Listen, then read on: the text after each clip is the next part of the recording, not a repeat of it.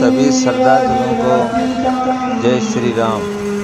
जो आप देख रहे हैं ये जो पीला जोड़ा आश्रम नापावाली नीम का थाना, यहाँ पे सभी श्रद्धालुओं हवन यज्ञ की परिक्रमा कर रहे हैं और आप देख सकते हो यहाँ पे। और ज़्यादा से ज़्यादा वीडियो शेयर करें, लाइक करें, कमेंट्स करें। जय श्री राम, जय श्री राम।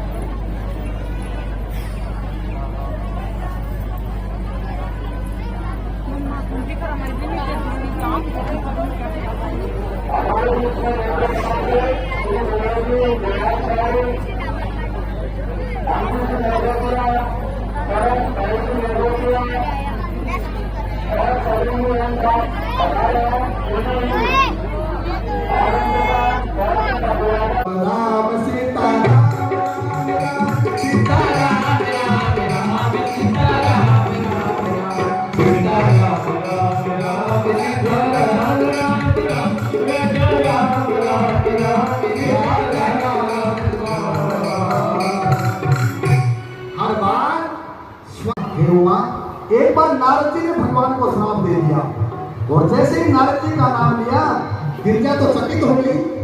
अरे नारद कैसे श्राप दे सकते हैं, क्योंकि नारद तो गुरु था ना पार्वती का। नारद कैसे श्राप दे सकते हैं? नारद तो विष्णु भक्त हैं और ज्ञानी हैं, वो भगवान को कैसे श्राप दे सकते हैं? ये कौन सा कारण है? क्या अपराध भगवान ने किया था? देखो भगवान के ऊपर ही थोप रही है पार्वती की। भगवान ने ऐसा कौन सा अपराध कर दिया जिससे श्राप देना पड़ा नारद को? ये प्रसंग मुझे आप विस्तार करके थोड़ा सा सुनाइए। मैं ये प्रसंग सुनना चाहती हूँ कि मेरे मन में बहुत आश्चर्य हो रहा है कि नारद कैसे श्राप दे सकते हैं। नारद तो ज्ञानी है। और जैसे ही कहा भगवान शंकर हंसने लगे। हे पार्वती, इस संसार में न तो कोई ज्ञानी है न कोई मूढ़ है। जिस समय भगवान जिसको जैसा करता है वो वैसा ही बन जाया करता है। यदि भगवान चाहे ना तो हमारे शरीर को ऐसा कैसा बांधे महाराज उठाई नहीं जाए। और भगवान चाहे तो अंधा आदमी देखने लग जाता है, लंगड़ा दुर्गम पहाड़ पर चढ़ जाता है। यह भगवान की तरफ करना होती है। तो ये कथा कहिए। आज कहने लगे बाबा कि पार्वती, हिमालय पर्वत के ऊपर पावन पर्वत में एक गुफा थी। उस गुफा के पास से गंगा जी बह रही थी। पास में सुंदर आश्रम और नारद जी उधर से जा रहे थे। नारद जी ने जैसे ही देखा, नारद जी के श्राप की गति रुक गई और नारद जी वही तप करने लगे बैठ करके। जैसे ही नारद जी तप कर रहे थे तो भगवान इंद्र ने सोचा, अरे नारद जी तप तेरे सिंहासन के लिए कर रहे हैं। यदि इनका तप पूरा हो जाएगा तो ये तेरे सिंहासन को छीन लेंगे। जैसे कुत्ता एक हड्डी को लेकर के दौड़ता है, सूखी हड्डी, और उस हड्डी को चिगलता रहता है, उसके मुंह में खून निकलता रहता है। कुत्ता सोचता है इस हड्डी में स्वाद आ रहा है। इसी तरह भगवान सोचते हैं कि नारद जी का तप पूरा हो गया तो ये तेरा सिंहासन छीन लेगा। लेकिन संतों को सिंहासन से क्या मतलब है माताओं? संतों को सिंहासन से कोई मतलब नहीं है। एक बार एक बादशाह के दरबार में एक फकीर आ गया। फकीर को बादशाह ने कहा, बोल तेरा भगवान क्या करता है?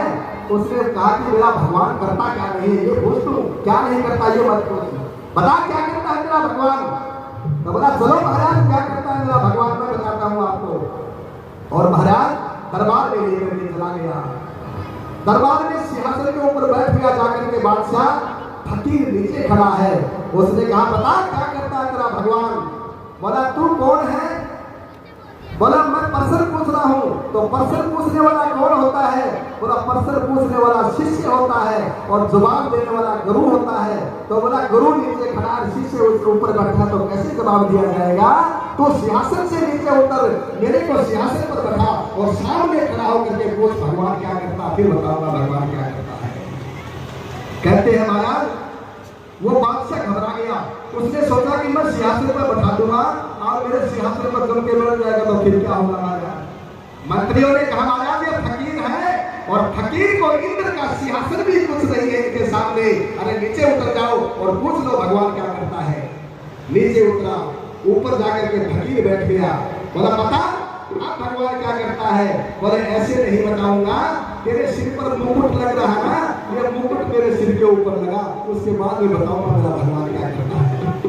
और जैसे ही उस बादशाह ने फकीर के मुकुट लगाया और मुकुट लगाने के बाद में तो महाराज राजा वही हो जाता है, क्योंकि मुकुट का ही तो खेल है सारा का सारा।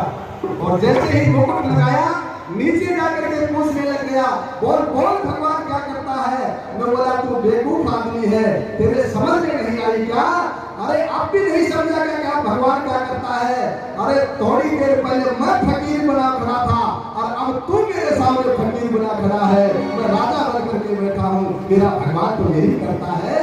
अरे भिखारी को राजा बना देता है और राजा को भिखारी बना देता है, मेरा भगवान ये करता है राजा। क्या पता कौन से संत को कभी राजा बना दे।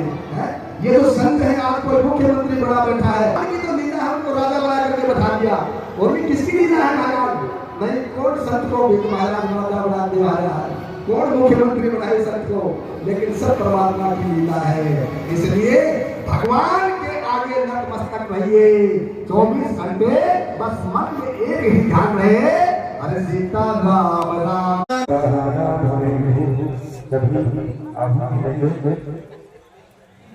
हरि ओम।